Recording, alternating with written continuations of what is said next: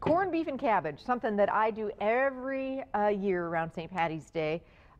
Married to an Irishman, have two kids with very, very Irish names, Riley and Ireland. Doesn't get much more Irish than that. Even Levi the dog is sporting a shamrock collar and leash this week. So we're sporting the green in our house. And like I say, I'd be in the doghouse literally if I didn't make corned beef and cabbage. So you know me, I'm always trying to find shortcuts. One of the ways I do corned beef is I roast it in the oven, and that's something my mom used to do.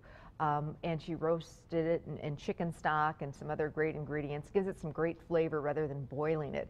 But that's a little more labor intensive, and I don't like leaving the house when the oven's on. So this is my shortcut way to do the best corned beef, really, really good corned beef, and that is using my slow cooker.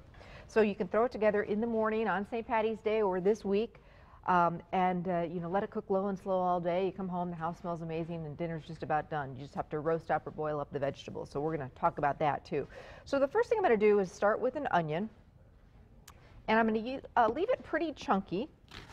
So one nice big onion or a couple of the smaller ones. I'm just going to chunk it up,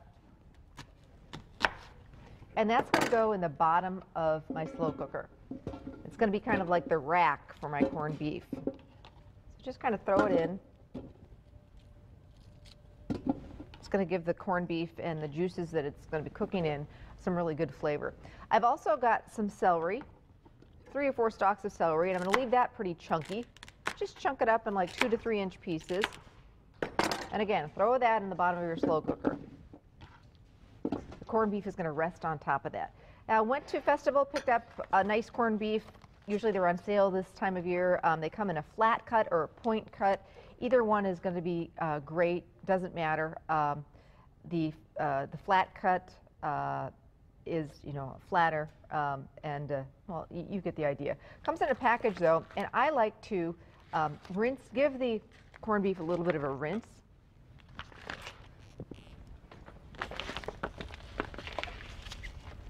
Oftentimes I'll buy 2 of these, especially when they're on sale, and freeze one and use it another time in the year when we're craving corned beef. So that's a little hint for you. So basically I take the corned beef out of the packet.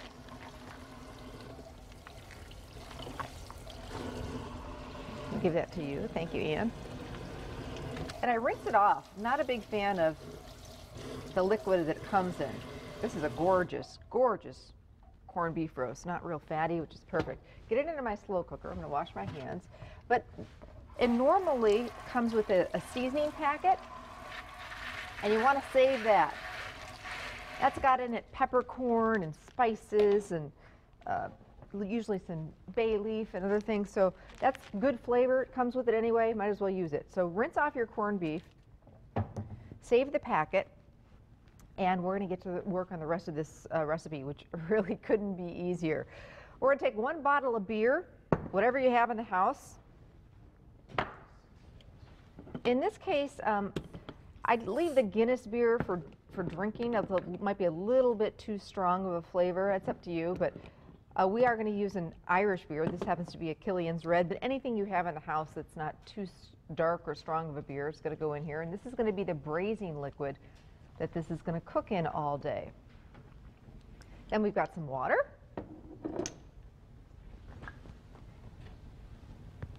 And I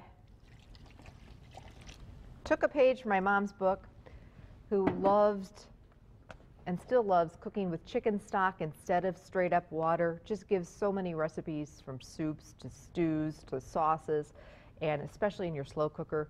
Because we're not going to take the time to roast this in the oven, it's going to give it some really nice flavor.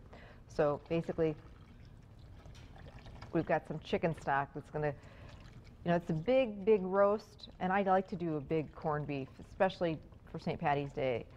It really shrinks down, so sometimes I'll even do 2 of them if I can fit them in my slow cooker. So it may look really big now, but by the time it cooks all day, it shrinks down, and then you slice it up. You really don't have a ton, and I love the leftovers to turn into corned beef hash, or this casserole that we're going to do later, or my Reuben soup that we did yesterday on the show. I do a warm Reuben dip that's fantastic. Got a big, well, March Madness kicks off this weekend, and my Marquette Golden Eagles are doing well. They're playing in the Big East tournament this weekend, so we'll be watching that this weekend for sure. So a nice Reuben dip is always wonderful to serve for the game. So leftovers are a good thing in my book, so, you know, instead of doing one, maybe do 2 of these. And now we've got that seasoning packet. And this just gets sprinkled over the top. Told you this was easy. Doesn't get much easier. Lid goes on, you go off to do your thing, come home, and this takes a good 8-10 hours. So you can't rush a good thing, that's for sure. And it's going to cook low and slow all day. In fact, I cooked this last night in my house, started this last night around dinner time, and it cooked all night long. We were smelling corned beef all night long. Poor Levi the dog was dying, wanted a piece of that, but not going to have any, Levi. Sorry about that. So anyway, I'll show you how it looks in just a minute. Now, I don't throw the vegetables in here. You certainly could, though, the last hour or 2 of cooking. I'll do that a lot of times with a beef roast. I'll cook it low and slow all day, and then if I get home from work at like 3 or 4 o'clock, I'll throw in the potatoes and the carrots at the very end so that they're not cooking all day. You certainly could throw in the potatoes and the carrots you know, right at the beginning and let it cook low and slow with the corned beef all day, but they tend to get a little mushy that way. So I like to do them at the end or boil them in a separate pot at the end, even quicker. Slow cookers take their good old time, so if you know, the roast is ready, the kids are hungry, just throw your potatoes and your carrots and your cabbage in, you know, a pot of boiling water. That works great too. Or have you ever thought about roasting them? So basically you take your carrots, we're just using the bag of baby carrots. You take your potatoes and you can chunk them up, or you don't have to. It's completely up to you how you want to do this. These are small enough that we can just roast these.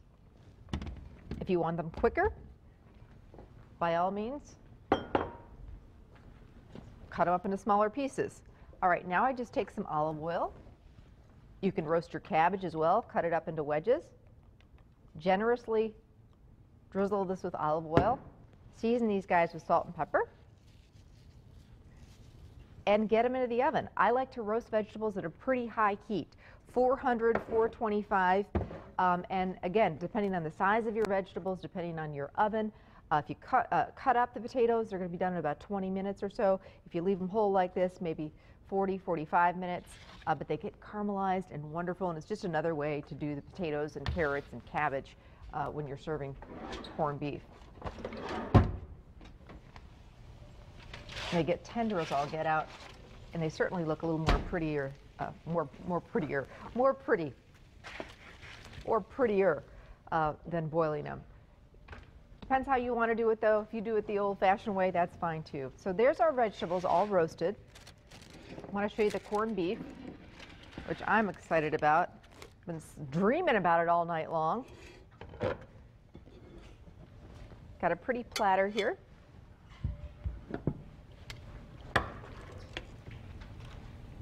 And that's been cooking in that beer all night long. Oh yeah. How good does that look, Ann? Yum. Yum, I know.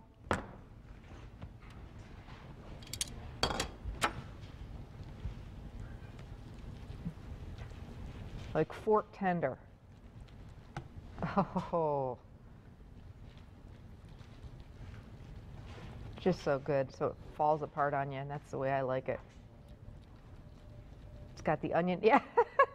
You see that little bit? All right, all right. Go for it. It's hot though.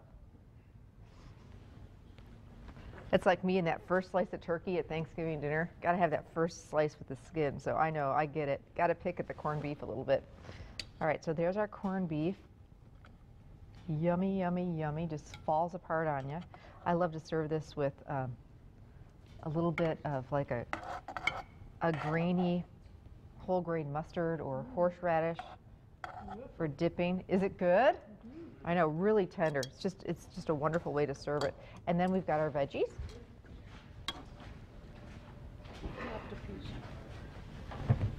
Oh, Ann, here you go. Get another 2 little pieces there. I know, she's excited about it. That little one's mine. Okay.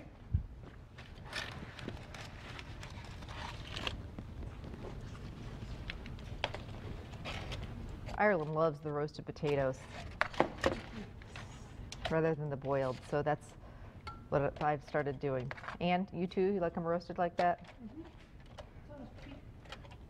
And Pete Petonia likes them roasted, so there you go.